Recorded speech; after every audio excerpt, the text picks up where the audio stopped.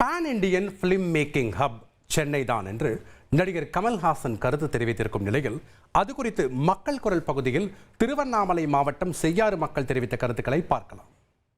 அந்த காலத்திலேயே மாடர்ன் சட்ட சுந்தரம், ஏவிஎம், மேயர் செட்டியார் இவங்கெல்லாம் வந்து பான் இண்டியா, அதாவது எல்லா மூவிலையும் படம் எடுத்திருக்காங்க. அது போல் இப்போது டைரக்டர்ஸ்ன்னு பார்த்தீங்கன்னாக்கா நம்ம மணிரத்னம் பம்பாய் படம் எடுத்தார், எல்லா மூவிலும் ரிலீஸ் பண்ணார். உயிரை எடுத்தார், அது எல்லா படமும் ரிலீஸ் பண்ணார். இதில் ஹிந்தியில் வந்து உயிரை படம் தில்சேன்னு வந்தது. அதனால் பான் இண்டியா மூவினா நம்ம சென்னை தான்.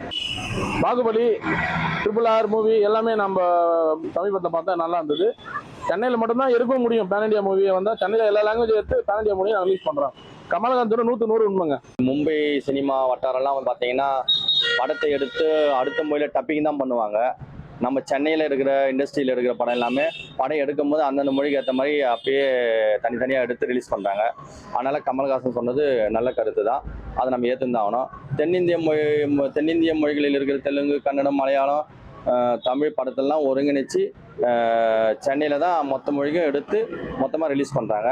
அதனால் இப்போ பேன் இண்டியானது சென்னையோட கோட்டை தான். கமல்ஹாசன் சொன்ன கருத்து பற்றி என்னென்ன ஒப்பீனியன் பார்த்தீங்கன்னா அது கொஞ்சம் தவறான விஷயம் தான். ஏன்னா தமிழ் சினிமாவை பொறுத்தவரை இன்னைக்கு நிலைமைக்கு பார்த்தீங்கன்னா ரொம்ப கொஞ்சம் நல்ல நிலைமையெல்லாம் இருக்குது.